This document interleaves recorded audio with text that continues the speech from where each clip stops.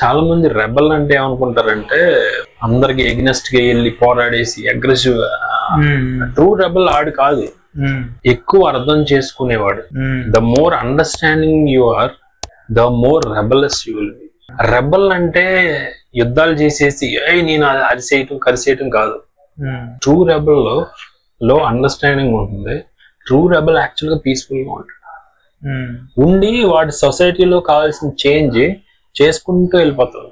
Stress గురవడం, వాడు ఏదో అనుకుంటాడు, రిస్క్ తీసుకుంటాడు, దాన్ని చేస్తాడు, పీస్ఫుల్ గా హ్యాండిల్ చేస్తాడు, పీస్ఫుల్ గా వెళ్తూ ఉంటాడు. ఇప్పుడు ప్రభాస్ ని రెబల్ అని మామూలుగా ఇది ఇచ్చారు కదా క్రెడిట్. నిజంగా ఆయన రెబల్. ఎందుకో చెప్పిన, అంత సూపర్ స్టార్ లెవెల్లో ఇండియన్స్ సూపర్ స్టార్ కదా, ఆ స్థాయిలో ఉన్న వాళ్ళు ఎక్స్పెరిమెంట్ చేయడానికి భయపడతారు, రిస్క్ చేయడానికి భయపడతారు. కానీ ఆయన ఎన్ని రిస్క్ చేశాడు, ఆయన నిజంగా రెబల్ అతను.